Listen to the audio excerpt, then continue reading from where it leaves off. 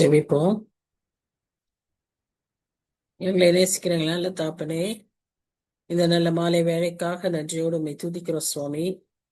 இந்த வேலையிலும் ஆண்டவரே நாங்கள் உடைய பாதத்தில் அமர்ந்து வசனங்களை தியானிக்கும்படியாய் வந்திருக்கிறோம். எங்களை நீர் ஆசீர்வதியும். இந்த நேரத்தை நீர் ஆசீர்வதியும். ஆவியானவர் எங்களுக்கு நீர் கற்றுத்தாரோம். தாப்பனே, இந்த வசனங்களை விளங்கிக் கொள்ளவும் எங்கள் வாழ்க்கையிலேயும் நாங்கள் அதை பிரயோகிக்கவும் எங்களுக்கு நீர் உதவி செய்யும்படியாய் ஜெபிக்கிறோம். உள்ளங்களை திறந்தருளும் சுவாமி. வசனத்தை ஏற்றுக்கொள்ள ஆண்டவரே, அதை கவனிக்க எங்களுடைய செவிகள், எங்களுடைய மனது, சிந்தை எல்லாம் உடைய ஆளுகையில் இருக்க ஆண்டவரை ஒப்பு கொடுக்கிறோம். பொறுப்பேற்றுக் கொள்ளுங்க சுவாமி. வர இருக்கிறவங்க சீக்கிரம் அழைத்து வாருங்க. தாழ்த்தி உடைய கருத்தில் ஒப்பு கொடுக்கிறோம். நீரே நடத்தும். நேசிக்கிற இயேசு கிறிஸ்து மூலமாய் வேண்டிக் கொள்கிறோம் பிதாவே. ஆமேன், ஆமேன். So good evening. Welcome to the study.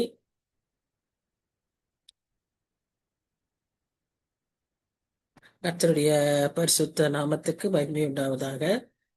நாம் இன்றைய நாளில ஏசாயா 63ஆம் அதிகாரத்தை தியானித்துக் கொண்டிருந்தோம். 14 வசனங்களை அதுல பார்த்தோம். அது அந்த 14 வசனங்களும் ஒரு பகுதி.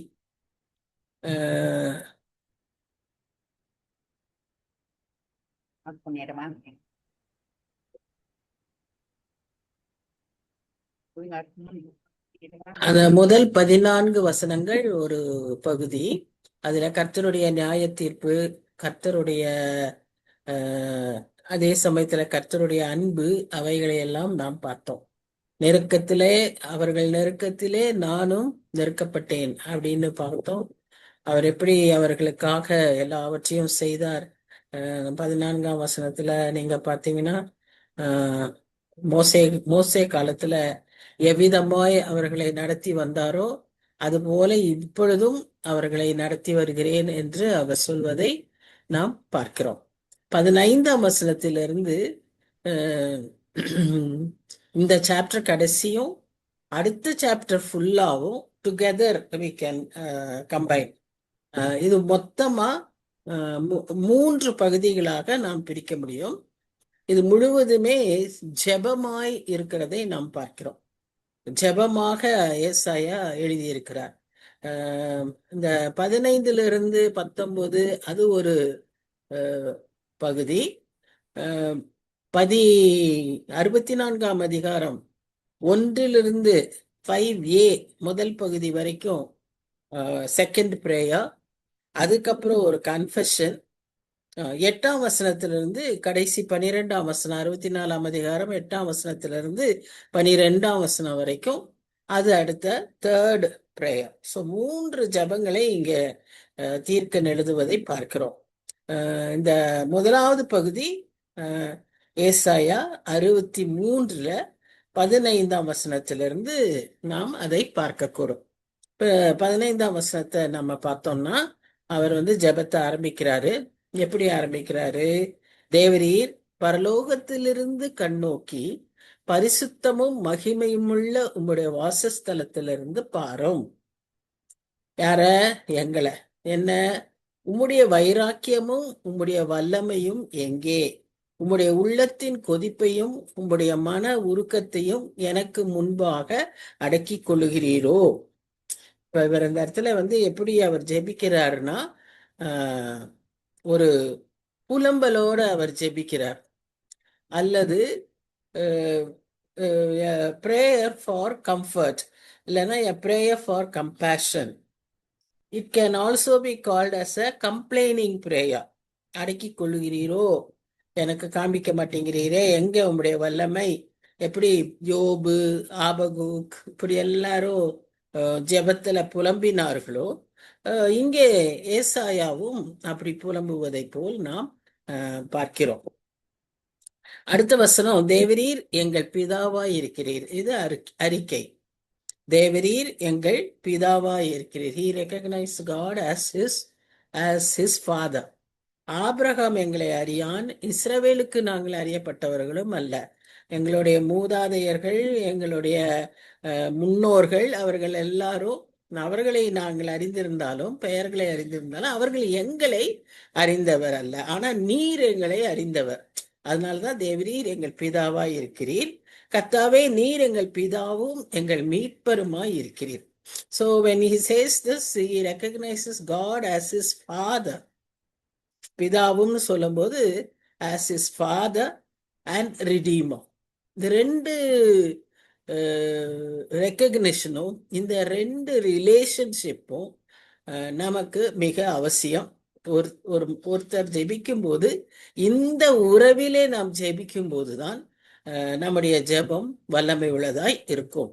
இது பூர்வ காலம் முதல் உம்முடைய நாமம் அப்படின்னு சொல்லி he recognizes all the qualities and the faithfulness and the compassion of God and requests him to look upon them. அவர் தனக்காக ஜெபிக்கல, அவர் he goes beyond himself, praying for the nation. நம்முடைய ஜெபங்கள், நம்ம எல்லாருக்கும் இந்த பழக்கம் உண்டு. இன்டர்செசரி பிரேயர் நமக்கு தெரியும். நாம் எல்லாரும் அதை செய்ய கடமைப்பட்டவர்களாய் இருக்கிறோம். முந்தின அதிகாரங்களிலெல்லாம் நாம் பார்த்தோம், நம்மை அவர் ஜாமக்காரராய் அழைத்திருக்கிறார், காவல்காரராய் அழைத்திருக்கிறார். இந்த சந்ததிக்கு, இந்த ஜெனரேஷனுக்கு. இப்ப ரொம்ப ஜெனரேஷனுடைய recognition, again identity is become very conspicuous. நான் ஜென்சி, நான் ஜென் ஆல்ஃபா, நான் பீட்டா, அப்படி இப்படின்னு they name themselves, இல்லையா? அப்போ இந்த ஜெனரேஷன்ஸ்க்கு நம்முடைய கடமை என்ன? நாம் have we transferred, have we conveyed the message? இதைத்தான் நம்ம உபாகமம் 6ஆம் அதிகாரத்துல நம்ம வாசிக்கிறோம். நம்முடைய கடமையாய் அதை பார்க்கிறோம்.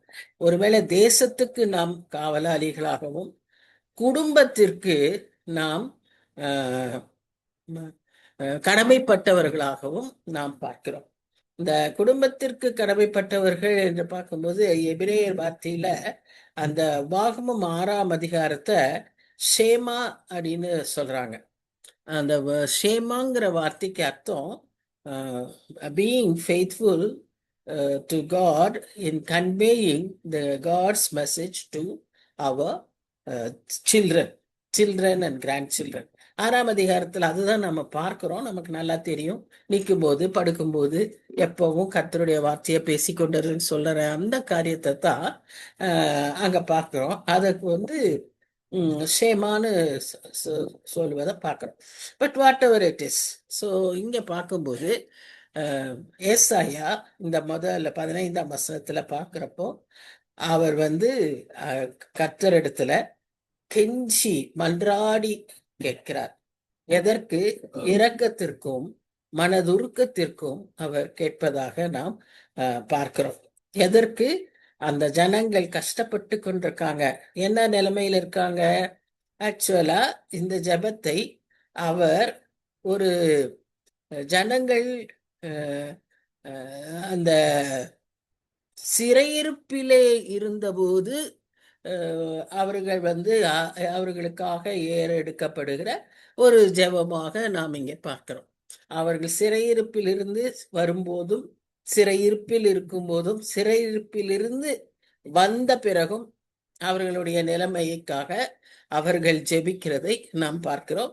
அதைத்தான் இந்த இடத்துல நாம அவர் அப்படி ஒரு கவலையோடு, மனதுருக்கத்தோடு அவர் ஜெபிக்கிறத நாம பார்க்கிறோம். நாம சொன்னது போல பிதாவும் தகப்பனாகவும் இரட்சகராகவும் கர்த்தரை அவர் அறிந்திருக்கிறார். அவர் அப்படியாக ரெக்கக்னைஸ் பண்ணி அதை ஜெபிக்க நாம் பார்க்கிறோம். இது நம்முடைய ஜெபத்திலே இதுவும் மிக அவசியம். We have to learn from these prayers that have been written in the scriptures how to pray. Many times we do not know how to pray, but this is another pattern of prayer.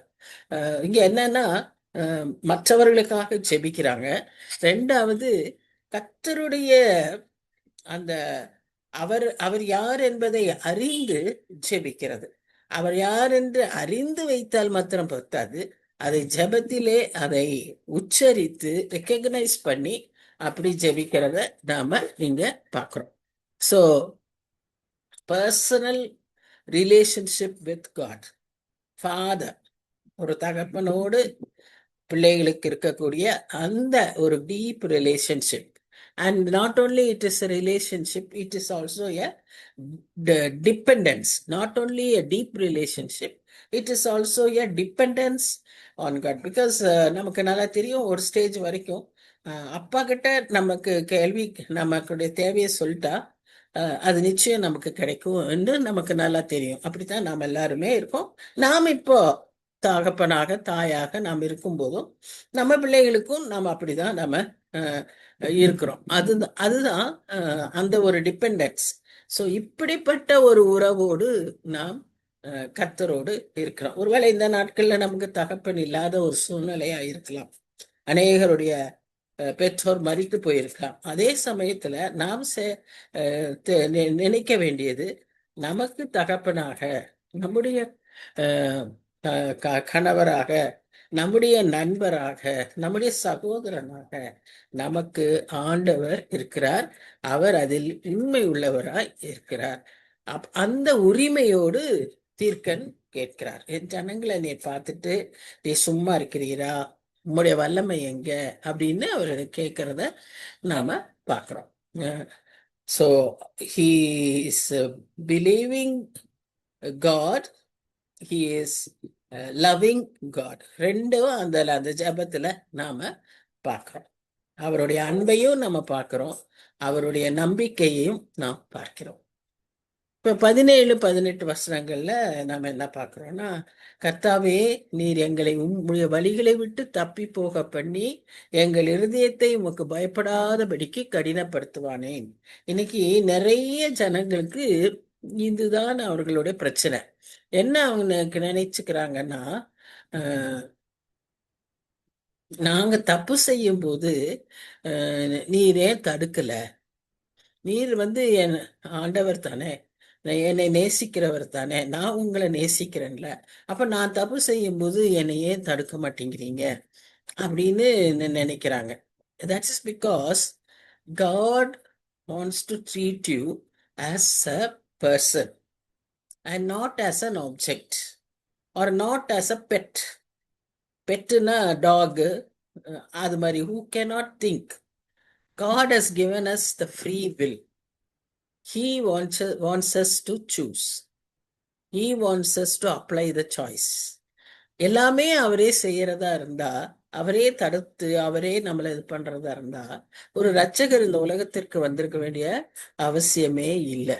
ஏன்னா அவரே எல்லாத்தையும் அப்படியே செக்யூர்டா வச்சு அப்படியே கொண்டுட்டு போய் அப்படியே பரலோகத்துக்கு. That is not his plan, that is not his will. He wants us to love him independently. He wants us to love him spontaneously, passionately, not because we are obliged or not because we are controlled. Unconditional. All his qualities are unconditional. Love, mercy, forgiveness, everything is unconditional. In the same way, God wants us also to express it in a free way, free will way. This is the reason. இங்க ஜெபம் பண்ணும்போது அவர் அப்படிதான் கேட்கிறார் தீர்க்கன். எங்களை வழியில விட்டு தப்பி போக பண்ணி எங்க இருதயத்தை உமக்கு பயப்படாதபடிக்கு கடினப்படுத்துவானேன். என்னமோ கர்த்தர் கடினப்படுத்தின மாதிரி அவர் சொல்றாரு. யார் அதை செஞ்சது? நாம தான் நம்முடைய இருதயத்தை கடினப்படுத்தி கொண்டோம். ஆனாலும் உம்முடைய ஊழியக்காரர் நிமித்தம் இது சரியான ஒரு ஒரு பிளி. என்னது? உம்முடைய ஊழியக்காரர் நிமித்தம், உம்முடைய சுதந்திரமான கோத்திரங்களின் நிமித்தம் திரும்பியர்களும். நாங்க உங்களை விட்டு விலகி போயிட்டோம்னா அறிக்கப்படுறதை விட, இவர் இன்னும் கொஞ்சம் நம்ம always taking advantage, always taking for granted. இதுதான் ஹியூமன் கண்டிஷன். மனுஷனுக்கு கொஞ்சம் இடம் கொடுத்தா தலைமையில ஏறி உக்காந்துருவான்னு சொல்லுவாங்க இல்லையா? அது போல கர்த்தர் நம்ம இடத்துல அன்பா இருக்கிறாருன்னு ஒண்ணு, நாம என்ன நினைக்கிறோம்? அவர் அப்படி எல்லாம் செய்யணும் அப்படின்னு நினைக்கிறோம். அது மாத்திரம் இல்ல, இப்ப அவங்க சொல்றது என்னன்னா, ஊழியக்காரங்களை எல்லாம் நினைச்சு நீர் எங்களை திருப்பிடணும். பரிசுத்தமுள்ள உமது ஜனங்கள் கொஞ்ச காலம் மாத்திரம் அதை சுதந்திரித்தார்கள். எங்கள் சத்துருக்கள் உம்முடைய பரிசுத்த ஸ்தலத்தை மிதித்து போட்டார்கள். நாங்களே உம்முடையவர்கள், அவர்களை ஒரு பொழுதும் நீர் ஆண்டதில்லை, அவர்களுக்கு உமது நாமம் தரிக்கப்பட்டதில்லை. Now they start to claim their inheritance, claim their privileges, claim their what should I say, அவங்க சொந்தங்கிறத அந்த இடத்துல அவங்க கிளைம் பண்றாங்க. ஏன்னா இந்த ஜனங்கள் எருசலேம்ல இருந்தாலும் அவங்க சொல்லியிருக்கிறபடி எருசலேம்ல அவங்க சமாதானமாவே இருந்ததில்லை. ஒன்னா அசீரியர்கள் வருவாங்க, இல்லைன்னா பாபிலோனியர்கள். இப்ப வந்தது பாபிலோனியர்கள், இல்லைன்னா அந்த அம்மோனியர்கள், யாராவது அவர்களை பெலிஸ்தியர்கள், அது எல்லாத்துக்கும் முன்னால எகிப்தியர்கள், இப்படி அவர்கள் அடிமைத்தனத்திலேயே இருந்து ஒடுக்கப்பட்டு நிந்திக்கப்பட்டு இப்படிப்பட்ட ஒரு கடினமான சூழ்நிலையிலேயே இருந்ததினாலே அவர்களுக்கு என்ன இப்ப வேணும்னா ஒரு விடுதலை. அது மாத்திரம் அல்ல, அவர்கள் ஆண்டவர் இப்ப நமக்காக இடைப்படணும், நமக்காக காரியங்களை செய்யணும் அப்படின்னு அவர் ஒரு அவர் தன்னுடைய ஜெபத்துல அந்த விண்ணப்பத்தை வைக்கிறார். இப்போ ஒரு destroyed sanctuary and desolate city of Jerusalem is the picture of the condition of the Israelites. அந்த இடத்துல ஸ்தலத்தை பாழாக்கி போட்டார்களேன்னு சொல்லும்போது இந்த ஜனங்களே அவ்விதமாய் பாழாக்கி போட்டார்கள். இந்த ஜனங்கள் அப்படி பாழாக்கப்பட்டார்கள். இது பிசிக்கல். அதே சமயத்துல ஸ்பிரிச்சுவல் மீனிங் என்னன்னு சொன்னா, பாவத்தினாலும் கீழ்ப்படியாமையினாலும் எப்படி ஒரு டிஸ்ட்ரக்டிவ் அல்லது ஒரு டிஸ்ட்ராய்டு டெசலேட் பிளேஸ் இருக்குதோ, அதுபோல ஒரு கைவிடப்பட்ட தகர்க்கப்பட்ட பாழான ஒரு வாழ்க்கை இவர்களிடத்துல காணப்பட்டது என்று சொல்லி நாம் பார்க்கிறோம். அது அவர்களுடைய பாவத்தினாலும் கீழ்ப்படியாமையினாலும் இந்த நிலைமை ஏற்பட்டது என்று சொல்லி நாம பார்க்கிறோம். அப்படின்னப்போ அந்த destruction of the places when it takes place, the relationship gets broken. இப்ப அதே தான் இங்கேயும் கடவுளுக்கும் அவர்களுக்கும் நடுவே இருக்கிற அந்த பாவம் அவர்களை அந்த உறவிலிருந்து பிரிக்கிறது. இது 59ஆம் அதிகாரத்துல கூட நாம வாசிச்சிருக்கோம். முதல் 3 வசனங்கள்ல பாத்தீங்கன்னா அங்கேயும் அப்படிதான் சொல்லுவ தீர்க்கன் ஜெயிப்பாரு.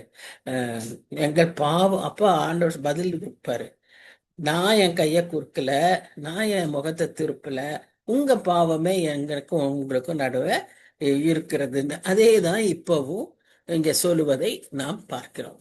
So God expects us to be faithful always. உண்மையாய் இருக்க கர்த்தர் நம்மை விரும்புகிறார். சங்கீதம் 51ல கூட தாவீது சொல்வாரு, அந்த உண்மை கர்த்தருடைய தன்மை. அவருடைய one of the attribute is being faithful, being truthful. அந்த உண்மையை நம்மிடத்திலும் அவர் எதிர்பார்க்கிறதாக நாம் பார்க்கிறோம். சோ இது உண்மைத்தன்மை குறையும் போது நம்முடைய ஆவிக்குரிய நிலைமை பாழடைந்து போகிற ஒரு தன்மை ஒரு இதுக்கு போயிரும். ஏன்னு சொன்னா பாவம் பெருகிரும். அடுத்ததாக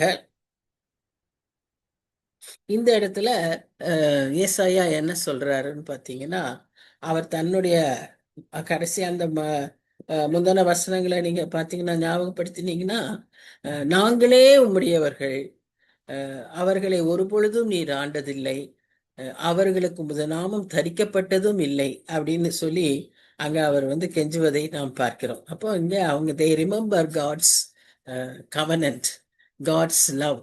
நீர் தான் எங்கள் ஆண்டவர், நீ தெரிந்து கொண்ட மக்கள் நாங்க உம்முடைய சுதந்திரம், அந்த மக்களை நீர் ஆண்டதில்லை, ஆனா அவர்களுக்கு நீர் வெற்றியை தருகிறீர், எங்களை கைய விட்டுட்டீரே அப்படின்னு சொல்லி இந்த ஜனங்கள் ஆண்டவரிடத்துல திரும்புவதை நாம் பார்க்கிறோம். சோ இந்த பிரேயர் கடைசியா அவர் முடிக்கும் போது இந்த ஃபர்ஸ்ட் பார்ட், முதல் பிரேயர் 15ல இருந்து 19 வரைக்கும் இருக்கிற இந்த வசனங்கள்ல அவர் என்ன சொல்றாருன்னா, கர்த்தருடைய ஆளுமை தன்மை, கர்த்தர் தன்னுடைய ஜனங்களுக்காக அவர் இறங்கி காரியங்களை செய்வார் என்கிற ஒரு நம்பிக்கை, ஜனங்களை கைவிட மாட்டார், ஏன்னா நாங்க தான் அவருடைய சுதந்திரம் நாங்க தான் அவருடைய சொந்தம் அப்படிங்கிறத அறிக்கை செய்றாங்க.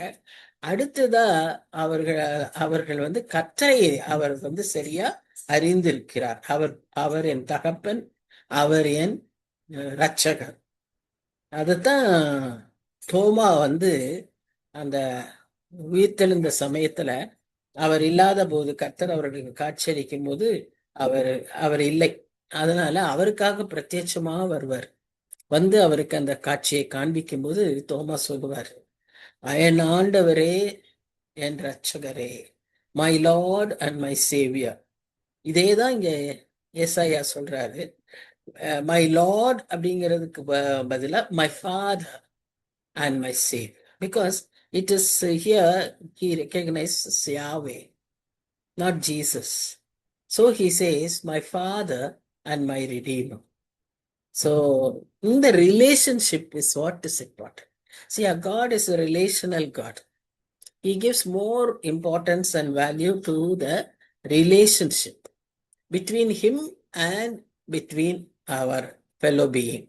அதனாலதான் கமாண்ட்மெண்ட்டே அவர் சுருக்கி ரெண்டா போட்டிருக்காரு. என்ன முழுசா நம்புங்க, love you love me and you love your fellow man, your neighbor.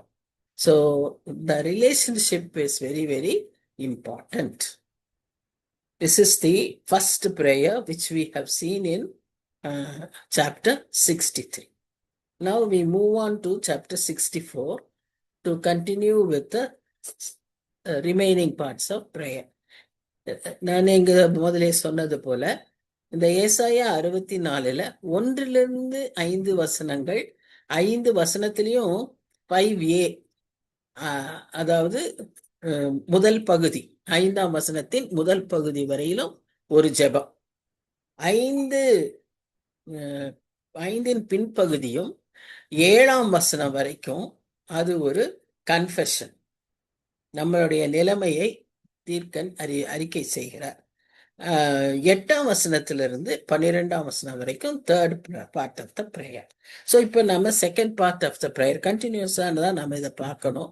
சாப்டரைசேஷன் ஏன் அப்படி பண்ணியிருக்காங்கன்னு தெரியல. நிறைய இடத்துல நாம் இதை அப்படி பார்த்தோம்.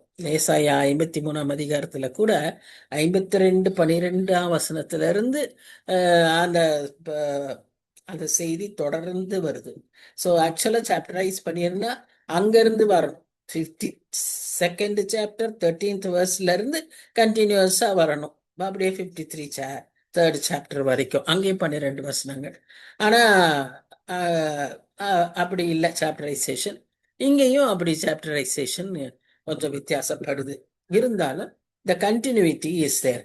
ஜென்ரலா ப்ராஃபட்டிக் புக்ஸ்ல இந்த கண்டினியூட்டியே இருக்காது. Even inside the chapter you cannot have the continuity. ஒரு 2 வசனம் வந்து ஒரு மாதிரி செய்திகளை சொல்லும், திடீர்னு அடுத்த 2 வசனம் வேற சம்மந்தமே இல்லாத செய்திகளை சொல்வதாக பார்க்கிறோம். அது அப்படிதான் நம்ம படிச்சுட்டு வந்திருக்கிறோம். But here we find a continuity.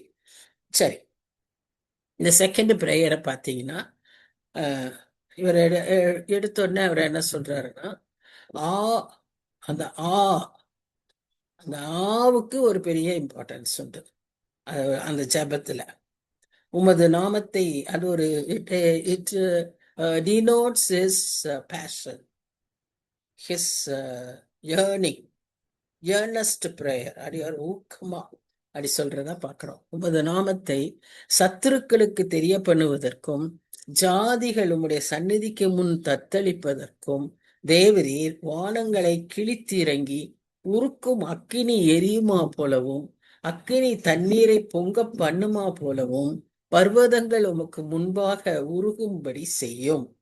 நாங்கள் எதிர்பார்த்திராத பயங்கரமான காரியங்களை நீர் செய்த போது நீர் இறங்கினீர். உமது சந்நிதியில் பர்வதங்கள் உருகி போயின. தேவனே, உமக்கு காத்திருக்கிறவர்களுக்கு நீர் செய்பவர்களை நீரே அல்லாமல் உலக தோற்றம் முதற்கொண்டு ஒருவரும் கேட்டதில்லை, செவியால் உணர்ந்ததுமில்லை, அவைகளை கண்டதுமில்லை. இது வந்து இந்த வசனம் வாசிக்கும் போது நமக்கு கொஞ்சம் ஏதோ படிச்ச மாதிரி இருக்கு இல்லையா? கொரிந்தியருக்கு எழுதும் போது பவுல் இந்த காரியத்தை சொல்றார். இதே வார்த்தைகளை அங்க பயன்படுத்துறார். கர்த்தர் நமக்காய் ஆயத்தம் பண்ணி இருக்கிறவைகளை ஒருவரும் பார்த்ததில்லை, ஒருவரும் கேட்டதில்லை, ஒருவர் மனதிலும் அது தோன்றவில்லைன்னு நம்ம அங்கேயும் வசிக்கிறோம். அதேதான் இங்கேயும் அவர் சொல்றாரு. இங்க என்ன சொல்றாருன்னா, இந்த இடத்துல அவர் ஜெபத்துல இறங்கி வாங்க. So he recognizes or he acknowledges that Yahweh the Father is in heaven.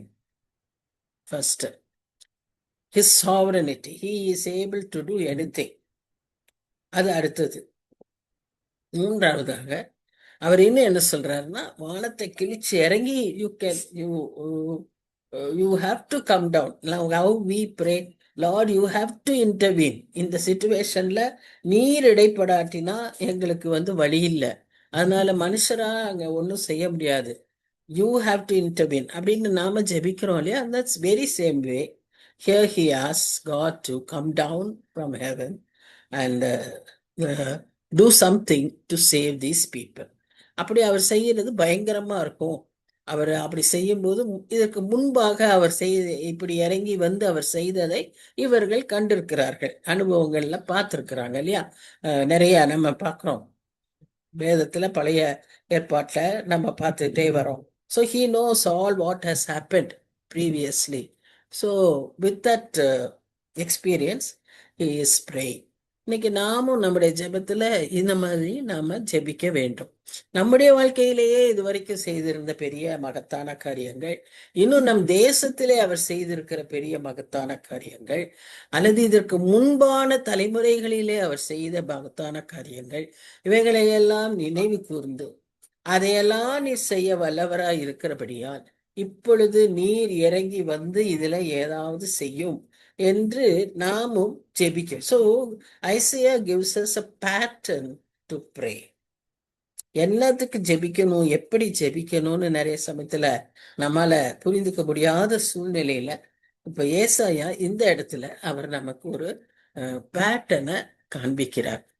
இந்த பிரேயரை யாரு தான் பண்றாங்க அப்படின்னு பார்த்தா, 3 விதமா இதை நாம் எடுத்துக்கொள்ளலாம். ஒன்று, அங்கிருந்து வந்த அல்லது அங்க சிறையிருப்பில் இருக்கிற மக்கள், அங்கே உண்மையாய் ஆண்டவருக்கு பிரியமாய் காத்து கொண்டிருக்கிற, ஜெபித்து கொண்டிருக்கிற அந்த சின்ன கூட்டம், ரெமனன்ட் ஒன்று. ரெண்டாவது, ப்ராஃபட் himself. மூன்றாவது, it's a prayer for us, how we can pray. So the three, it fulfills all the three respect, in all three respects. So இங்க இப்ப பார்க்கும்போது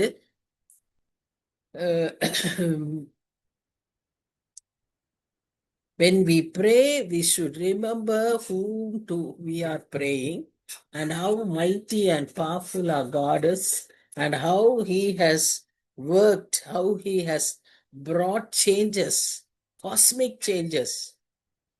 நம்ம வேதத்துல எவ்வளவு வாசிச்சிருக்கோம் இல்லையா? எவ்வளவு காரியங்களை அவர் செஞ்சிருக்க. மேகத்தை கொண்டு அவர்களுக்கு வழி நடத்தி இருக்கிறாரு, அப்படியே தண்ணீரை பிளந்து இருக்கிறாரு, சூரியனை நிக்க வச்சிருக்காரு. Something which we cannot imagine. So all that he says.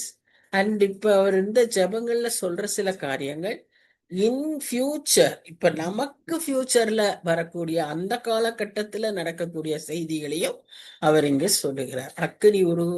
அக்னி வளையாய் பர்வதங்களை உருகச் செய்வது கடைசி நாட்களில, இன்றைக்கு நாம் சொல்ற கடைசி நாட்களில நடக்க இருக்கிற காரியம். அன்னைக்கு எசாயாவுக்கு அது ஃபியூச்சர்.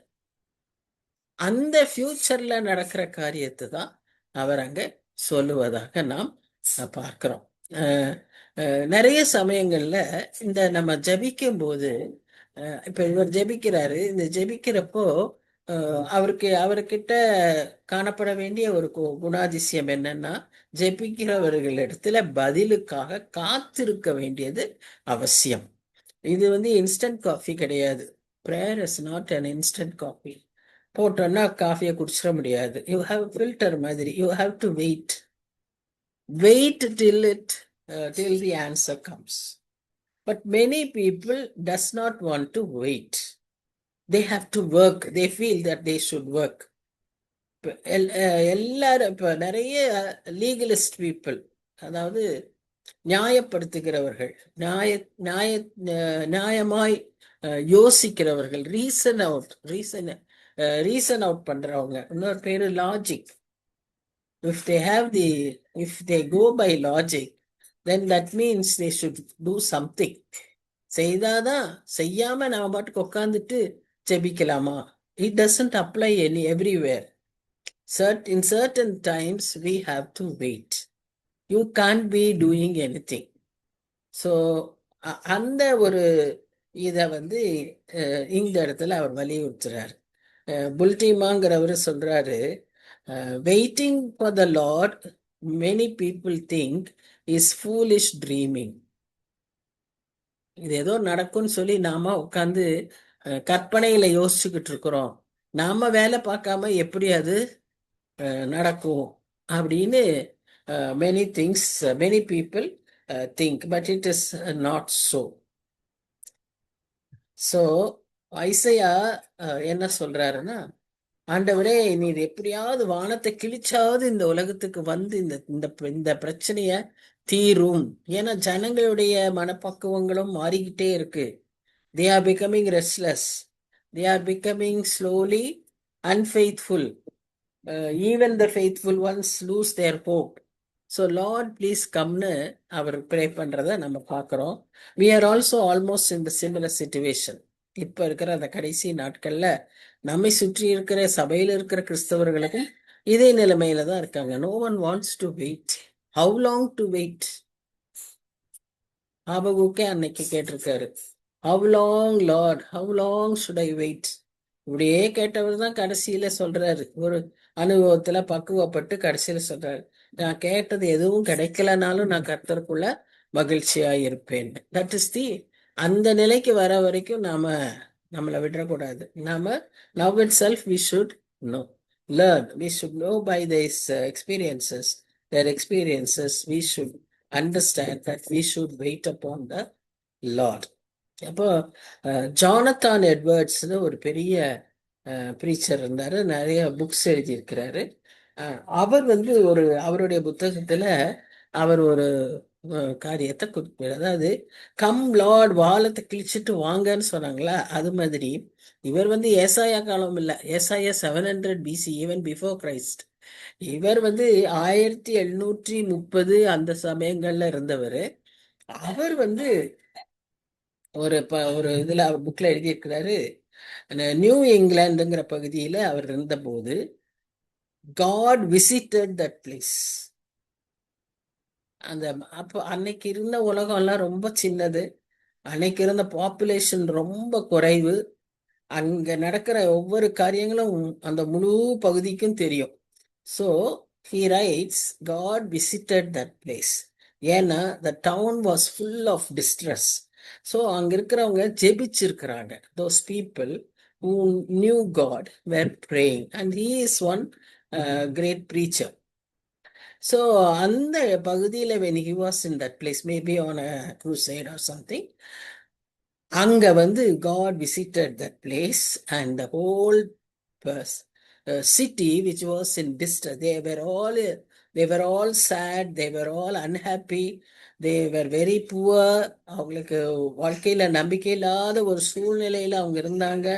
அந்த இடத்துல கர்த்தர் வந்து அப்படியே அதை மாற்றினார், அந்த சூழ்நிலையவே மாற்றினார். இதெல்லாம் நமக்கு என்னன்னா, it all gives us an inspiration, a hope, and motivation to pray for the nation. மாறுமா இந்த இந்த இந்த சிச்சுவேஷன், இந்த இதுல காரியங்கள் மாறுமா அப்படின்னு நமக்கு தோன்றப்போ இப்படிப்பட்ட செய்திகள் நமக்கு உதவியா இருக்குது. பார்த்தீங்களா, அவர் வந்து அந்த இடத்துல மக்களுக்கு வந்து செய்தியை சொல்லும்போது அவர்களுடைய உள்ளமெல்லாம் சந்தோஷத்தினாலே மகிழ்ச்சியினாலே நிரம்பி எல்லாரும் கர்த்தரிடத்துல திரும்பி அங்க ஒரு பெரிய எழுப்புதல் ஏற்பட்டதும். அவங்களுடைய எப்படி ஜெபிச்சிருந்தாங்கன்னா, வானத்தை கிழித்து கீழே வாரோன்னு இந்த ஏசாயா ஜெபித்தது போல அவங்களும் ஜெபிக்கும் போது அந்த பர்டிகுலர் பிளேஸ்ல கர்த்தர் இறங்கினார். கர்த்தர்ல இயேசு கிறிஸ்து இறங்கினார், ஆண்டவராகிய இயேசு அங்கே இறங்கினார். அதனால அங்க ஒரு பெரிய ஒரு எழுப்புதல் உண்டாயிற்று அப்படின்னு சொல்லி நாம பார்க்கிறோம். சோ இந்த இடத்துல ஒரு ஒரு உள்ளுக்குள்ள ஓடுற ஒரு தீம் என்ன அப்படின்னு பாத்தீங்கன்னா, அந்த வசனங்கள்லாம் வேற மாதிரி இருந்தாலும் the yearning, the தாகம் என்ன அப்படின்னா for his presence, because that only can give hope, that only can give joy, that only can give deliverance. So we need you, Lord, we need your presence. So அதற்காக அவர் ஜெபிக்கிறதாக பார்க்கிறோம் அந்த முதல் 4 வசனங்கள்ல. அதுல என்ன அவர் சொல்லித் தர்றாரு அப்படின்னு பாத்தீங்கன்னா, first we should long for Lord's presence. கர்த்தருடைய பிரசன்னத்திற்கு சமூகத்திற்கும் நாம் காத்திருக்கணும். நாம் அதற்கு ஒரு தாகமுள்ளவர்களா இருக்கணும். நமக்குள்ள அந்த தாகம், நமக்குள்ள அந்த தேடல் அது இருக்கும்போது கர்த்தர் நிச்சயம் அதை நிரப்புவார். கர்த்தர் அதை நிச்சயம் நிறைவேற்றி தருவார். அதை நமக்கு திருப்தியாக்கி தருவார். பட் அந்த தேடல் நமக்கிடத்துல இருக்கணும். இரண்டாவது, அவர் இதுவரைக்கும் செய்த அற்புதங்களையும் அவர் இதுவரைக்கும் செய்த நன்மைகளையும் நம்முடையது மாத்திரம் இல்ல, சுற்றி ஹிஸ்டாரிக்கா நம்ம கற்றுக்கொண்ட தெரிந்து கொண்ட காரியங்களை எல்லாம் நினைவு கூறணும். Because God is an unchanging God. அன்னைக்கு செஞ்சவர் இன்னைக்கு செய்ய மாட்டாரா? செய்வார். நேற்றும் இன்றும் என்றும் மாறாதவர். So that is the uniqueness of our God. So we can always believe in that and remember his past providence. Third, we should lean on God's power and not our own. We should never think by our doing something only we can achieve. அது அப்படி நினைச்சோம்னாலே அதை நம்மகிட்ட இருந்து எடுக்கிற வரைக்கும் அவர் நம்மகிட்ட விட்டுருவார். He will not intervene. He will wait for us to stop and lean on him. So early to turn towards him. So we should lean on God's power and not our own. இந்த மூன்றையும் இந்த முதல் 4 வசனங்களிலே நாம் அதை பார்க்கிறோம். Ken Hughes அப்படிங்கிறவரு அவருடைய கமெண்ட்ரியில இந்த பகுதிக்கு அவர் என்ன எழுதியிருக்கிறாருன்னா, Christians seem to be satisfied with our condition. இந்த ஒரு பேஷனே நமக்கு இல்லை. இன்னைக்கு இருக்கிற கிறிஸ்டியன்ஸ்க்கு எல்லாமே almost it is achievable, it is available, it is ready. So we are satisfied with our condition and we feel little urgency. அவசரமே இல்லை, நமக்கு ஒரு தீவிரமே இல்லை, ஒரு வைராக்கியமே இல்லை. லிட்டில் லாங்கிங், கொஞ்சமும் அதற்கான ஒரு தேடலோடு நம்மகிட்ட அப்படி ஒரு வாஞ்சை, நம்மகிட்ட அப்படி ஒரு தாகம் இல்லை. ஏன்னா we have drifted from the vision of the prophets and apostles. அவங்கள்ட்ட அது இருந்ததுக்கு காரணம், அவங்க they had a vision, different vision. But நமக்கு ஆண்டவர் கொடுத்திருக்கிறதுலையே நம்ம திருப்தியாகி, நமக்கு இன்னும் நம்ம எதை கேட்கணும், நம்ம எதை நாடணும், நம்முடைய பர்பஸ் என்ன, அவருடைய சித்தம் என்ன, இதெல்லாம் அறியாதபடி நாம் வாழ்ந்து கொண்டிருக்கிறோம் அப்படின்னு கென்ட் ஹியூஸ் அவருடைய புக்கில் அவர் எழுதியிருக்கிறாரு. இன்னும் பின்னால கூட நம்ம நிறைய பேரை பார்ப்போம். சரி, இப்போ இந்த ஜபத்துல what do we see? Isaiah is showing us the priority and pattern how to pray. So we should always remember the God's past miracles, past provisions, and when we pray, we can quote upon these scriptures. When we read these scriptures, we get motivated. And when we pray, we should pray for a cause which is greater than our needs. Always remember, our prayer should be more for others and not for us. கர்த்தர் இயேசு கிறிஸ்து ஜெபிக்கும் போது அவர் ஜெபத்துல தமக்காக அவர் கேட்டதாக நம்ம அதிகம் பார்ப்பதில்லை. அவர் எப்பவும் ஜெபிக்கிறாரு. கடைசி ஜெபத்துலதான் அந்த ஒரு பாத்திரம் நீங்க கூடுமானாலும் கேட்கிறாரு. அதற்கு முன்னால அவர் எப்பவும் ஜெபிக்கும் போது அவர் மற்றவர்களுக்காக பிதாவோடு அவர் பேசுறதுக்காக அந்த ஜெப நேரங்களை அவர் செலவழித்ததை பார்க்கலாம். அப்படிப்பட்ட ஒரு உறவை தான் ஆண்டவர் எதிர்பார்க்கிறார். நமக்கு ஆண்டவரோடு ஒரு தகப்பன்கிட்ட பேசுற மாதிரி பேசணுன்றாங்க, ஒரு நண்பன்கிட்ட பேசணும் மாதிரி பேசணுங்கிறாங்க. அப்பனா நம்ம என்னெல்லாம் பேசுவோம் யோசிச்சு பாருங்களேன். when two people meet, when two friends meet, நமக்கு நேரம் போறதே தெரியாது இல்லையா? we have so much to say and we have so much to hear. So that should be the attitude in our prayer. Same way, when you want to talk to your father, how do you talk? என்ன எப்படி பேசுறீங்க? அப்போ எல்லாத்தையும் கொட்டுறீங்க அவங்கள்ட்ட இல்ல? அது மாதிரி அப்புறம் he will give some counseling, he will give some guidance. இது இப்படி இல்லை அப்படி இல்லை, and he may even tell us some stories. அதெல்லாம் நம்ம we have to listen. In the same way we should be having the attitude with God in our prayer. That is what God wants us to develop. அதுதான் இந்த ஏசாயாவின் இரண்டாவது ஜெபம். சரி, ஏசாயா கேட்டாரு வானத்தை கிழிச்சிட்டு வாங்கன்னு. அப்படி வந்தாரா? அந்த பதில் கேட்கப்பட்டதா அப்படின்னு பார்த்தா அவர் ஜெபித்து 700 வருஷத்துக்கு அப்புறம் கேட்கப்பட்டது. என்னது? God came from heaven and he dwelt among the people. யோவான் 1:1, யோவான் 1:14. God was manifested in the flesh. இவர் எப்படி கேட்டாரோ அப்படியே வந்தார். The infinite became finite.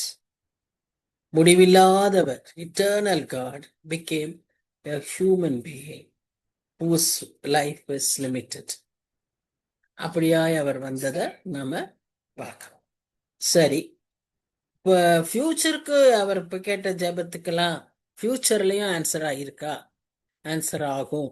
அதை பற்றி நாம வெளிப்படுத்தல் விசேஷம் 19ஆம் அதிகாரத்துல பார்க்கிறோம். எதற்கு? அவர் திரும்பவும் நியாயம் தீர்க்கவும் அவருடைய ராஜ்யத்தை இங்கே பூமியில அரசாட்சியை கொண்டு வரவும் அவர் அதை திரும்ப வருவதை நாம் அறிகிறோம். அது 19ஆம் அதிகாரத்துல பார்க்கிறோம். அங்க மாத்திரம் இல்ல, we know that very well. We all are anticipating his return. இல்லையா? Every communion we say, no, his death we commemorate, his resurrection we believe, and then we anticipate his return. இதை நம்ம சொல்லிதானே ஜெபிக்கிறோம். அதுபோல we are all in anticipation for his return, for his second coming. Charles வெஸ்லின்னு நமக்கு நல்லா தெரியும். John Wesley, Charles Wesley. இந்த Charles வெஸ்லிங்கிறவரு 7000 ஹிம்ஸ் எழுதியிருக்கிறாராம். John Wesley is a good preacher. இவங்க எல்லாருமே சூசன்னா வெஸ்லியுடைய பிள்ளைகள். சூசன்னா வெஸ்லியுடைய ஃபெய்த்து, அவங்களுடைய அப்ரிங்கிங் ஆஸ் அ மதர், இதெல்லாம் நமக்கு நல்லா தெரியும்.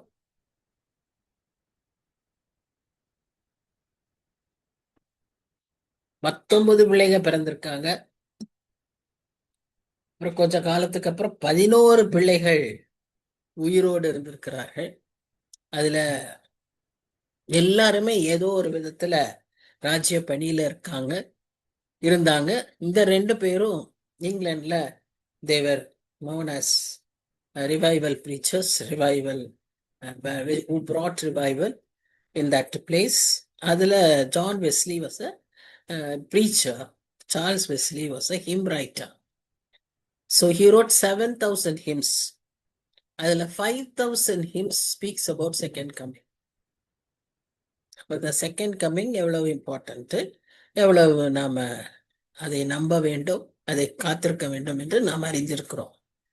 ஸோ அந்த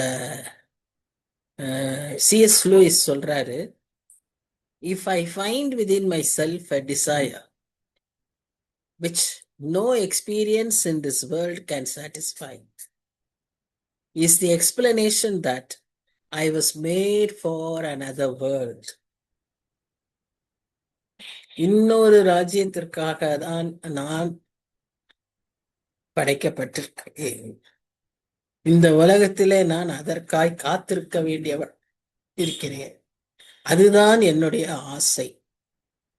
I find within myself a desire which no experience in this world can satisfy. இந்த உலகத்துல எந்த அனுபவமும் அதை எனக்கு திருப்திப்படுத்தாது. அது என்னவென்றால், நான் இந்த ஒரு உலகத்திற்கு படைக்கப்பட்டிருக்கிறேன். அந்த உலகத்தை கண் காணவில்லை, காது கேட்கவில்லை, மனதிலும் அதை பற்றிய சிந்தனை இல்லை. ஆனால் அது ஒன்று உண்டு. ஏனென்றால் என் ஆண்டவர் சொல்லியிருக்கிறார், நான் போய் உங்களுக்காக ஒரு வாசஸ்தலத்தை ஏற்படுத்துகிறேன். சென்று அதை முடித்து நான் திரும்ப வருவேன், உங்களை அங்கே அழைத்து செல்வேன். இதுதான் நம்முடைய நம்பிக்கை. So that is the belief, and that with that belief only we are expected to live. அந்த ஆன்டிசிபேஷன்ல தான் நாம வாழணும். அப்படி வாழும்போதுதான் நம்முடைய எல்லா காரியமும், அப்படி நம்ம அந்த காரியத்தை மனதில் வைத்து வாழ்ந்தோமானால், all these things will be temporal. Not only pleasures, the hurts, the pains, the sufferings, the disappointments, the needs, everything will be only temporal, because we will be able to tide over. We can overcome this. And remember, we have something which is an eternal glory. So அதுதான் நம்ம அப்படி வாழாதான் ஆண்டவர் எதிர்பார்க்கிறார். இந்த 5ஆம் வசனத்துல நான் முதல் பகுதி மாத்திரம் ஜெபம்னு சொன்னேன். அதுல பாத்தீங்கன்னா, மகிழ்ச்சியாய் நீதியை செய்கிறவர்களையும் உம்முடைய வழிகளில் உம்மை நினைக்கிறவர்களையும் சந்திக்கிறீர். இப்ப இந்த ஜெபத்தை பண்ணிட்டு அவர் என்ன சொல்றாருன்னா, ஆண்டவரே, இந்த ஜெபத்துக்கு நீர் எப்ப பதில் தருவீர்னா, உம்முடைய நீதியை செய்கிறவர்களையும் உம்முடைய வழிகளிலே உம்மை நினைக்கிறவர்களையும். அப்ப நாங்க அந்த வழியில இருக்கணும். In your way we should be, in your will we should be, and we should be happy to do that. அப்ப அப்பதான் அப்போ நீங்க எங்க பிரேயரை கேட்பீங்க, இது எனக்கு தெரியும். ஆனா முதல்ல இந்த ஜனங்கள் உம்முடைய வழியில வரணுமே. யார் எங்களை காப்பாத்துவா? Who can save us? ஏன்னா அப்ப சேவியர் இல்ல, அப்ப இயேசு கிறிஸ்து இல்ல. அதனால தீர்க்கன், who is going to save us? How can we be saved? That was a big question. Now we have the answer, but are we utilizing that? Are we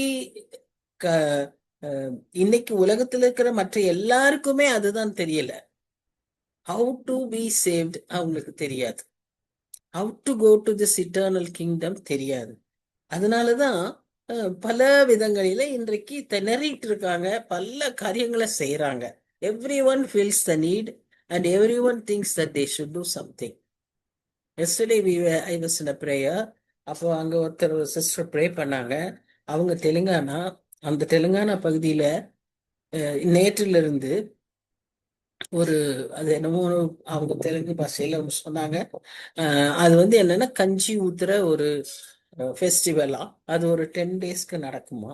அதுல இந்த பூஜைக்கு இந்த பால் ஊத்துவாங்க, நெய் ஊத்துவாங்க, அப்படிலாம் இருக்கு இல்லையா. அது மாதிரி இந்த பர்டிகுலர் ஃபெஸ்டிவலுக்கு they will pour அரக், சாராயம், அததான் ஊற்றி அதை செய்வாங்க. அந்த அறியாமை எவ்வளவு தூரத்திற்கு அவர்கள் கண்களை குருடாக்கி வைத்திருக்கிறது என்று சொல்லி நம்ம பார்க்கலாம். அதனால்தான் என் ஜனம் அறியாமையினால் சங்காரமாகிறதுன்னு சொல்லி பார்க்கிறோமே. they perish. பட் நமக்கு what is our duty? நமக்கு தெரியும். we know the way, we know how to be saved. But how are we burdened? Are we having that passion? Are we having that desire? இங்க ஏசாயா செபித்தது போல. ஏன்னா ஏசாயாவுக்கு தெரியும் இல்லையா, ஏசாயா ஒரு தீர்க்கன், கர்த்தரால் அழைக்கப்பட்டவன். அவனுக்கு கர்த்தரை பற்றி தெரியும். ஆனா அவன் அந்த ஜனங்களுக்காக அவ்வளவு பாரத்தோடு செபிக்கிறாரு. அந்த மாதிரி அந்த தாகம் நம்ம இடத்தில் உண்டா? நமக்கும் அந்த burden. When we should ask God, Lord, fill my heart with burden for souls. ஆத்ம தாகத்தை எனக்கு தாங்க. என்ன மீட்டுக்கிட்டீங்க, எனக்கிட்ட நிறைய கொடுத்துட்டீங்க, பட் அதை நான் எப்படியாவது மற்றவங்களுக்கு கடத்தணும். ஸோ இந்த ஃபர்ஸ்ட் பார்ட் அந்த செய்தி. அடுத்த பார்ட் ஒரு கன்ஃபெஷன். இது 7 வருஷங்கள், 5 5b to 7 is a confession. That is telling about the condition of human heart. நீங்க அதை பார்த்தீங்கன்னா, நாங்களோ அவைகளுக்கு விரோதமாக எப்பொழுதும் பாவம் செய்தபடினாலே தேவரீர் கடும் கோபம் கொண்டீர், இன்னமும் தப்பி இருக்கிறோம். First rebellious, rebellion. ரெண்டாவது, நாங்கள் அனைவரும் தீட்டானவர்கள் போல் இருக்கிறோம், எங்களுடைய நீதிகள் எல்லாம் அழுக்கான கந்தை போல் இருக்கிறது, filthy wickedness. மூணாவது, நாங்கள் அனைவரும் இலைகளைப் போல் உதிர்கிறோம், எங்கள் அக்கிரமங்கள் காற்றை போல் எங்களை அடித்து கொண்டு போகிறது. lustful and again wickedness, sinful desires. So அந்த முந்தின பகுதியில 4ஆம் வசனத்திலிருந்து பார்க்கும்போது, ஃபர்ஸ்ட் அவர் 4ஆம் வசனத்துல சொன்னாரு, கர்த்தர் யாருக்கு ஜெபத்துக்கு பதில் தருவாருன்னா, கர்த்தரிடத்துல காத்திருக்கிறவர்களுக்கு ஜெபத்துக்கு பதில் தருவார். 5ஆம் வசனத்துல சொல்றாரு, கர்த்தரிடத்துல அவர் சித்தத்தை அறிந்து மகிழ்ச்சியாய் நீதியாய் இருக்கிறவர்களுக்கு, அவர் நீதியை செய்கிறவர்களுக்கு, righteous people, righteous prayer man's prayer availeth மச்சுன்னு நம்ம படிச்சிருக்கோம் இல்லையா? அப்போ அந்த ரைச்சியஸ்னஸ் நமக்கு வேணும் அப்படின்னு 5ஆம் வசனத்துல அவர் சொல்றார். அவர்களுடைய பிரேயர் காட் ஆன்சர்ஸ் அப்படின்னு அவர் சொல்றார்.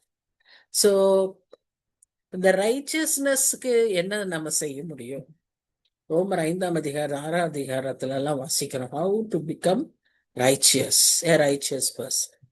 By faith, by accepting God as our savior, by cleansing our sins through his blood. So அதுதான் சால்வேஷன். அது இந்த மக்களுக்கு தெரியாது. ஸோ அதனால ஃபர்ஸ்ட் அவர் என்ன செய்யறாருன்னா, அவர்களுடைய நிலைமையை அங்கே அறிக்கை செய்கிறார். The heart of the problem is the heart itself. The problem of the heart itself. அதுதான் நம்மளுடைய மனம், நம்முடைய இருதயம். அப்படிப்பட்ட மனிதனுடைய இருதயத்தை பத்தி எரேமியாவும் நிறைய எழுதியிருக்கிறார். பயங்கரமான இருதயம், கடினமான கல்லான குரங்க போல தாவுகிற ஒரு இருதயம். இன்னைக்கு உலகத்துல, இன்னைக்கு இருக்கிற மக்கள் மத்தியில, குறிப்பா இந்த ஜென்சி கிட்ட நீங்க ஒரு காரியம் பாக்குறீங்க. என்னன்னா, we are good, we are basically good, nobody is bad.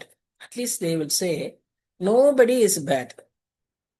Bible says all are bad, but these people say no one is bad, we are all good. எங்க லைப்ரரியில ஒரு புக் இருக்கும், I am okay, you are okay ன்னு ஒரு book இருக்கு. This is what they think.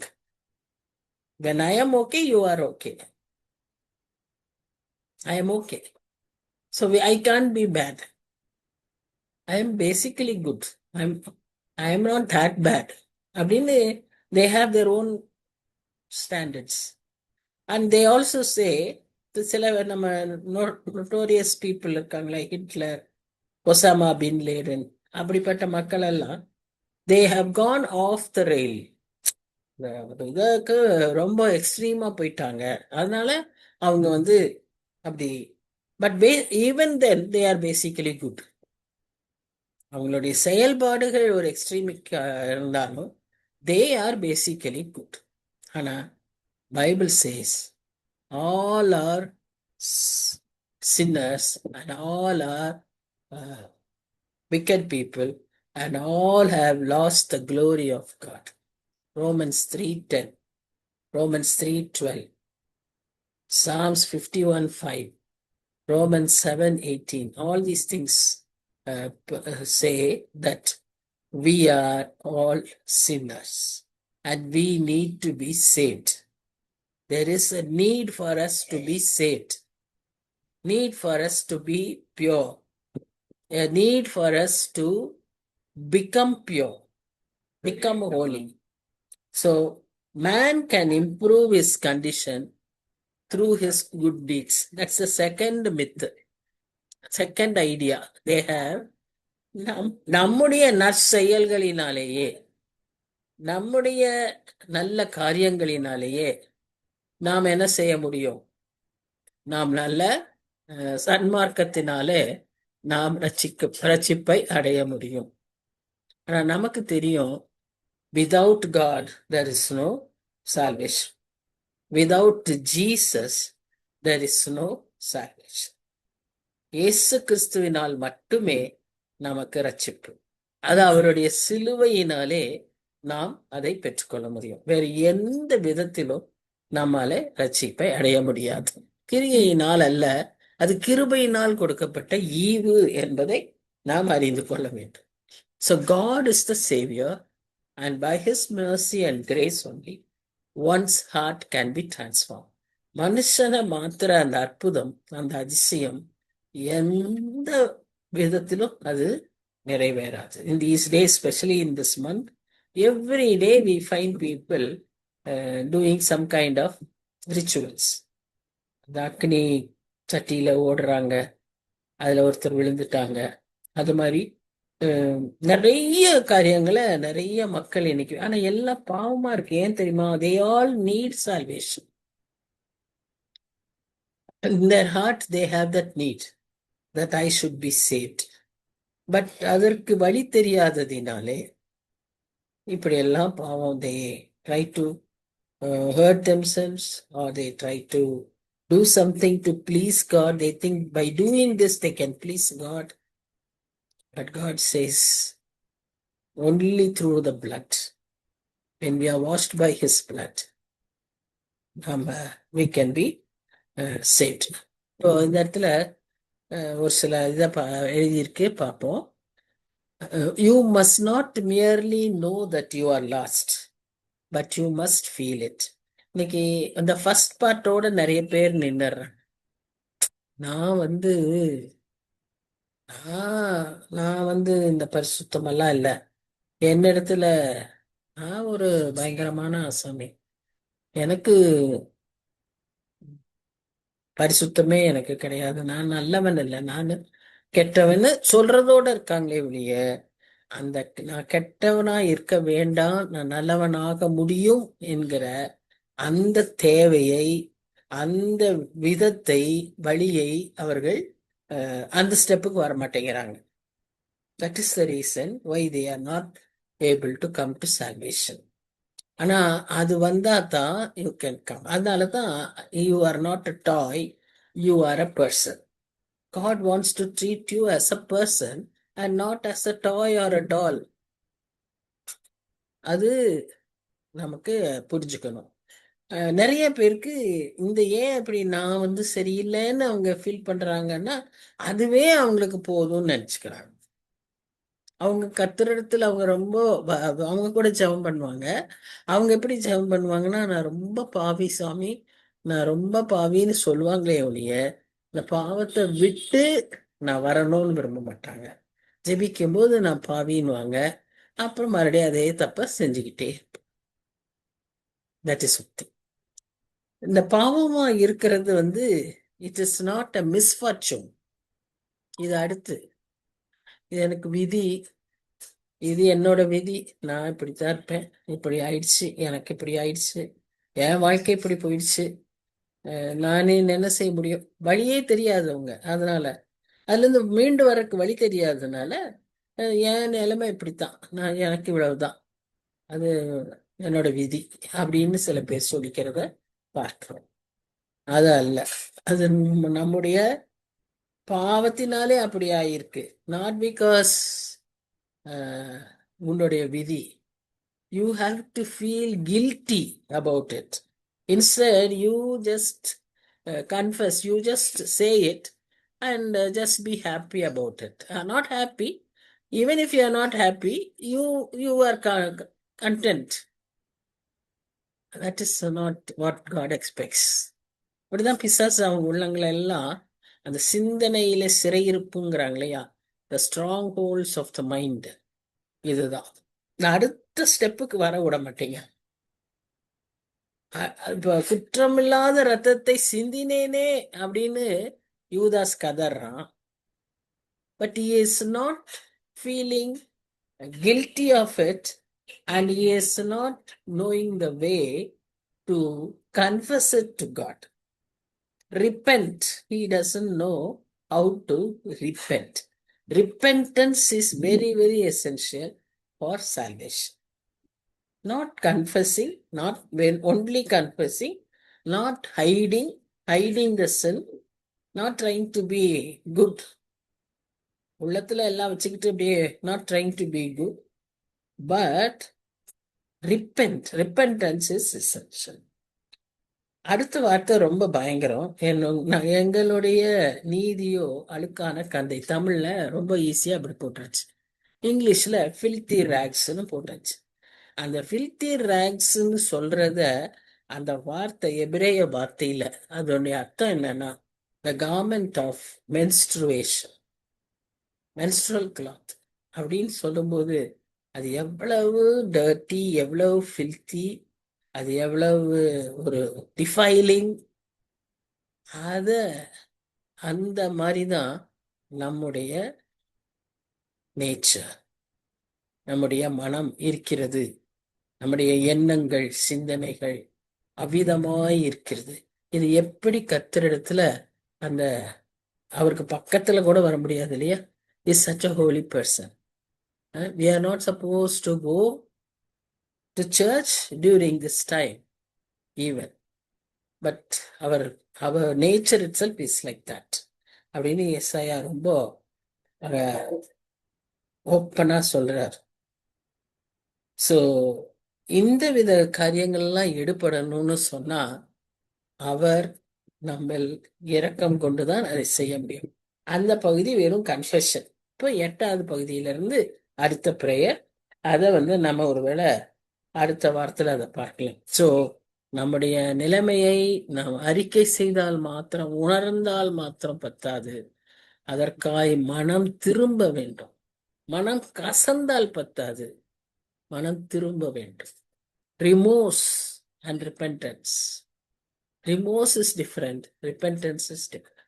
ரிமோர்ஸ்ங்கிறது மனம் கசந்து, you may even cry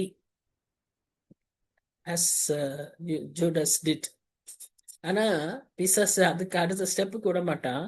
அந்த கில்ட் கான்சியன்ஸ்லயே உன்னை வச்சு he will drive you to take your own life.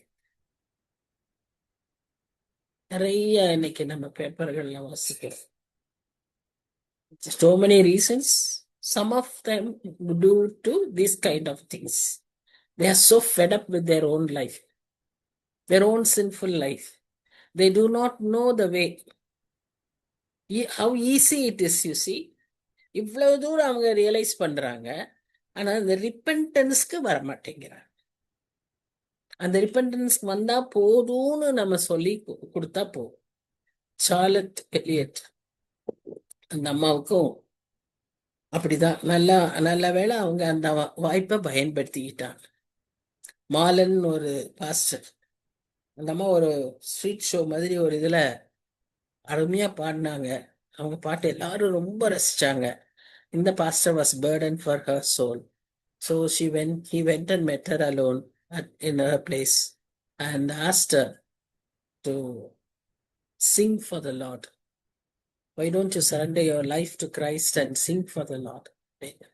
அப்ப அவங்களுக்கு ரொம்ப வேடிக்கையா இருந்துச்சு. See, I earn so much money, இவர் இப்படி சொல்றாருன்ட்டு அவரை அனுப்பி விட்டாங்களாம் சும்மா. But after some time, all her conditions changed. Financial condition was desperate. அவங்களுக்கே ஒரு சீக்னஸ் மாதிரி ஆயிடுச்சு. அவங்க தம்பி was in a great debt. அவங்களுக்கு பணம் தேவையா இருந்துச்சு, ஆனா இவங்களால பாட முடியாம இருந்தது. அப்படியான ஒரு சூழ்நிலை வந்தோன்னதான் அன்னைக்கு அந்த பாஸ்டர் சொன்னது ஞாபகத்துக்கு வந்துச்சு. அந்த பாஸ்டர் கூப்பிட்டு, நான் என்ன செய்யணும், நான் இப்படி இருக்கேன், எனக்கு இதுல இருந்து ஏதாவது ஒரு வழி இருக்கான்னு கேட்டாங்களாம். அப்போ அவங்க அந்த பாஸ்டர் சொன்னாராம், நத்திங், நீங்க ஒன்னும் செய்ய வேண்டாம், just as you are, come to Jesus, tell him everything, he will take care of you. அந்த பாட்டு நம்ம எல்லாரும் கம்யூனியன் சர்வீஸ்ல நிறைய நம்முடைய ஆராதனைகளில நம்ம பயன்படுத்துறது. நான் பாவிதான், just as I am, without own play. என் மீட்பரே வந்தேன். அந்த 5 ஸ்டான்ஸாவையும் நீங்க வாசிச்சீங்கன்னா கண்ணீரோட தான் அந்த பாட்டை பாடினாலே நம்ம உள்ள அப்படியே கரையும். ஏன்னா அவங்க அவங்க அனுபவத்தை அப்படியே எழுதியிருக்கிறாங்க. அந்த அனுபவத்துல தான் அது அந்த பாடலே இருக்கு. ஸோ இப்படிப்பட்ட ஒரு அனுபவத்தோடு வாழ்கிற வாழ்க்கை தான் கிறிஸ்தவ வாழ்க்கை.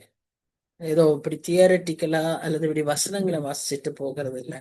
But always remember our our condition is so filthy. It is always remember how dirty it is. டர்ட்டிங்கிற வார்த்தையெல்லாம் ஒண்ணுமே இல்லை. அந்த ஹையஸ்ட் கிரேட் ஆஃப் ஃபில்த். அதை ஆண்டவர் நமக்காக ஏற்றுக்கொண்டு அப்படிப்பட்ட நம்மை அவருடைய நீதியை கொடுத்து நம்மை நம்மை உடுத்துவித்து நமக்கு அந்த ரட்சிப்புங்கிற அனுபவத்தை தந்து மீட்டிருக்கிறாரே. நம்ம நாட்டுல கோடி கோடி ஜனங்கள் இன்னும் இந்த அனுபவத்திற்கு வராதவர்களாய் இருக்கிறார்களே. நாம் என்ன செய்ய? வேற ஒன்னும் செய்யலைனாலும் இந்த ஜெபத்தை நாம் ஏறெடுக்கலாம் இல்லையா? அந்த பேர்டனோட, அந்த பேஷனோட if we pray, God will definitely answer, as we see in this chapter. That's the hope that we get. Not only the pattern to pray, not only the burden to pray, but also we pray, see the answer to the prayer. God answers our prayer and God expects our prayer. Let's pray.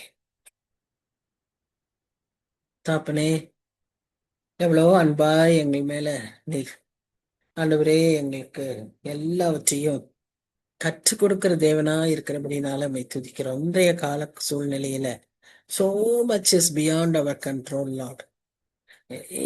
நாங்க எதையும் செய்ய முடியாத ஒரு நிலைமையில தான் இருக்கிறோம். ஆனா இன்னைக்கு ஒரு பெரிய நம்பிக்கையான வார்த்தையை கொடுத்திருக்கிறீர்கள். நாங்க ஜெபித்தால் ஆண்டவரே அதற்காய் காத்திருக்கிற நீர் உம்மில சார்ந்து, உம்முடைய வல்லமையில சார்ந்து, உம்முடைய அன்புல, உம்முடைய மகத்துவங்களை, உம்முடைய சாவரநிட்டையை ஆண்டவரே நாங்க உணர்ந்தவர்களாய் ஜெபிக்கும் போது எங்கள் காரியங்கள் மாறுதலாய் முடியும். எங்களுடைய தேவைகள் சந்திக்கப்படும். ஒண்ணுமே முடியாதுங்கிற இடத்துல அற்புதங்களை நீர் செய்ய முடியும். நீர் வானத்தை கூட கிழித்து இறங்கி வருவீர். எல்லாவற்றையும் நாங்க பார்க்கிறோம். வருங்காலத்துல செய்ய நடக்க இருக்கிற காஸ்மிக் டிஸ்டர்பன்சஸ் எல்லாம் அப்பவே அவர் ஜெபத்துல கேட்கிறார். ஆண்டவரே, இதெல்லாம் எங்களுக்கு நீர் கற்றுத்தருகிற காரியங்கள். நன்றியோடு மை துதிக்கிறோம். அந்த ஏசாயாவை போல ஒரு பேர்டனை எங்களுக்கு தார். Give us the burden for soul. Give us the passion to live for you. ஆம் சுவாமி, உமக்காய் வாழ்ந்துவிட உண்மை வெளிப்படுத்துகிறவர்களாய் நாங்கள் இருக்க எங்கள் வாழ்க்கையை நீ பிரகாசிக்க செய்யும்படியாய் செபிக்கிறோம். பார்க்கிறவங்க, காண்கிறவர்கள் இவர்கள் கிறிஸ்தவர்கள் என்று அவர்கள் சொல்லணும் சுவாமி. அப்படியா எங்களை நீர் மாற்றி கொடுக்க உண்மை நோக்கி நாங்கள் செபிக்கிறோம். தாழ்த்தி ஒப்பு கொடுக்கிறோம் ஆண்டவரே. எங்கள் தனிப்பட்ட உலக பிரகாரமான தேவைகள், காரியங்கள் எல்லாவற்றையும் உடைய பாதத்துல வைக்கிறோம். சுகம், பலவீனம், ஆரோக்கியம், ஆண்டவரே எத்தனையோ தேவைகள் உண்டு சுவாமி. எல்லாவற்றையும் நீர் பொறுப்பேற்றுக் கொள்ளும், வழி நடத்தும். நேசிக்கிற இயேசு கிறிஸ்து மூலமாய் வேண்டிக் கொள்கிறோம் பிதாவே. ஆமேன், ஆமேன். So God bless you all. Thank you very much. Thank you, ma'am. Thank you, ma'am. Thank you, ma'am. Thank you, ma. God bless you.